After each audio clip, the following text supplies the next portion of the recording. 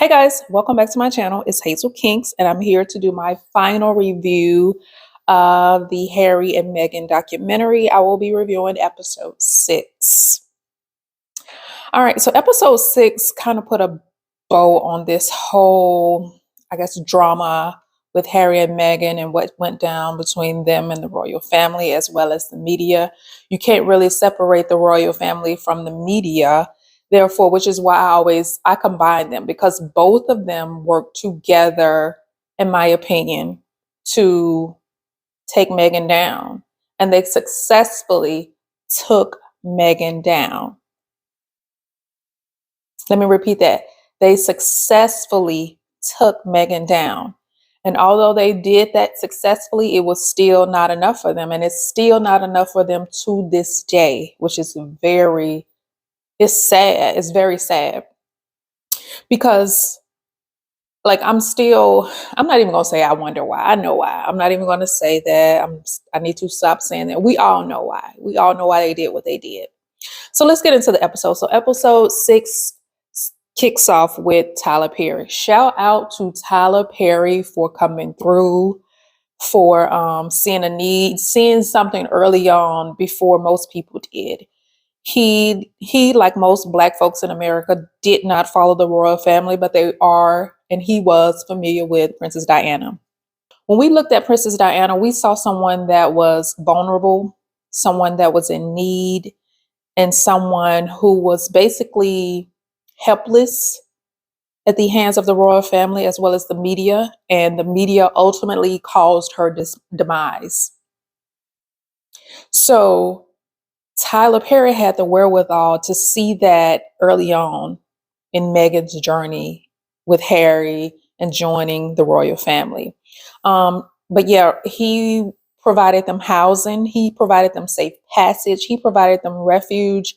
Just looking at that scene where they were escaping Canada, they really, to me, they felt like refugees to me that were seeking asylum, that were seeking safety.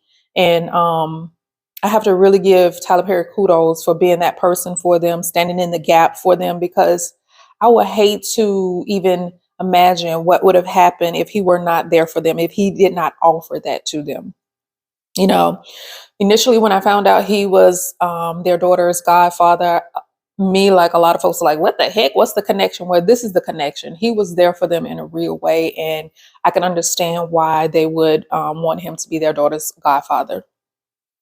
All right, so the episode progresses, and you see them just trying to live their lives at Tyler's property, and even and they were successfully doing that for a while until the Daily Mail leaked their location, and once it was leaked, the hounds came. The hounds came. They were constantly trying to get pictures of them, just constantly invading their privacy. And it just felt so uncomfortable to watch them go through that. And I was just thinking, they've left, although they still have their titles, they don't have security. Therefore, I'm assuming that they're not getting any type of revenue from public funds. Therefore, why does the media still feel entitled to intrude upon their lives? It was because this whole agreement between the royal family and the media is because they feel like, we pay y'all, therefore you have no privacy. Your life belongs to us. We can document it. We can discuss you however we please. But with Harry and Meghan, they had left. They were not receiving funds. So why was the media still so invested in making their lives hell? So we see where Meghan has a lawsuit against the Daily Mail for the publishing of the letter that she wrote her father. She won the case and it was appealed. And she ultimately ended up winning again. But even before she won again, you have a staffer in the royal family that was offered up to the Daily Mail to provide a witness statement in support of the Daily Mail against Meghan. So again, the royal family showed their hand. They showed their hand that it's a clear indication that the media and the royal family are partners. This is not just something Harry is making a wild accusation about. It is proven. I mean, that act alone lets you know that the royal family was actively engaged with the media driving narratives, planting stories, and I don't believe those stories were necessarily true. I know people will want to believe that Harry and Meghan, everything they're saying are lies. But at the end of the day, guys, none of us were in that palace. Nobody knows what truly happened to Harry and Meghan in that palace. I am more inclined to believe them because they are the victims. What are they gaining? If anything, they lost a lot in this whole ordeal. They've lost a lot. Now you can say, okay, now on the back end, they're making all these millions by making this documentary, but is it really worth the hell that they've gone through, the hell that's still coming? Because still to this day, you got people out there trashing them based off stuff they've read on the internet. And in episode 5, we learned that that was an elaborate, systematic process of trolling by a group of 80 something people, white women, that were attacking her with lies and falsehoods. So anything you find on the internet and you want to cite that as your source, I don't know how you can do that with any good conscience and without any critical thinking to say or question whether or not it's true. I hear people say, well, do your research. Well, where am I going to research? If there are no recordings, if I don't have video and audio of everything that went down in that palace, I'm not believing crap that comes out of that palace. I'm not believing crap that's online, on Twitter, on YouTube. I'm not believing it. I'm sorry. I am more inclined to believe them. I believe them, period. These last 2 episodes, if you've watched my previous videos, I've done a complete 180 on my opinion and my feelings towards Meghan. I do stand by the fact that I believe she was white passing and I believe it was intentional. Now, like I said early on, I do not police blackness, but I do have a problem when you intentionally cover up or hide who you are. And if it's coincidentally black, I got a problem with that as a black person. I also have to recognize that there is some nuance as it relates to being biracial. I cannot relate to that. I can't speak to that, right? But I can only imagine that there is an internal struggle trying to formulate who you are.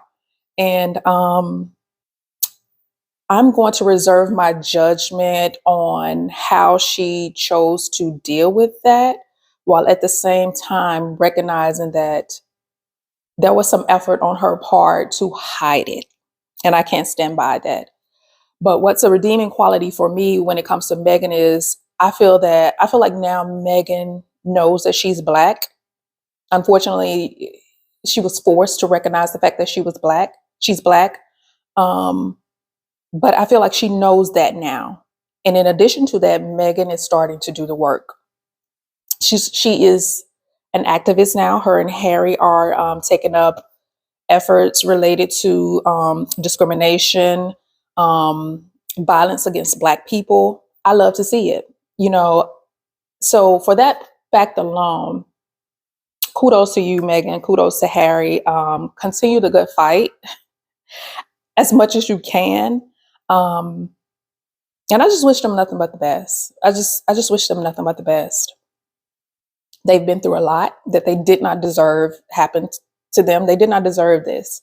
It's unfortunate that in the process, Harry had to lose his family. I say this unfortunate. It's not unfortunate because with a family like that, it's a blessing to get away from them. It's a blessing to get away from them. It's unfortunate that is the fact, but good on him for getting away from them. Meghan also lost her family in the process. Now, I don't know what all went down between her and her daddy. Initially, my opinions were based on what Samantha said. Samantha has no credibility with me anymore, so I would not take anything she say as fact. The only thing that Samantha proved that is credible was the fact that Meghan lied about their relationship and how long or how involved she was in Meghan's life. I feel like Samantha did prove that to be a lie because of the pictures that she was able to produce. But outside of that, everything Samantha has said I'm going to say is a lie, because you are attacking your sister. You are creating accounts to attack your sister. You don't have any credibility, which goes back to my previous point about all of these false accusations, all of these rumors about Meghan being a diva and not wanting to work and just wanting to be a princess, all of that crap. What is it based on? What is it truly based on? Who are your sources when you say those things? People are going to be people at the end of the day. People are going to be people. People are always going to pick a side. People are always going to align with what is familiar. They're going to align with what they can relate to. Um, and that's never going to change. But I would like to challenge people to just think outside of yourselves, especially when the issue does not affect you either way. So yeah, guys, those are my thoughts on episode 6, as well as the whole documentary. I really feel like it was a good documentary. It started off rough and tumble. There was a lot of crazy information out there in response to the first 3 episodes. But I feel like the producers of this documentary really just brought it home for me. They brought it home for me. It was in a nice package that made sense. There was documented evidence. What more can you ask for? It was a good documentary. So I'm going to end it here, guys. I will see you again real soon. Different topic, hopefully something lighter, something less controversial. That's my preference anyway, but I will see you all next time. I thank you for watching. Bye-bye.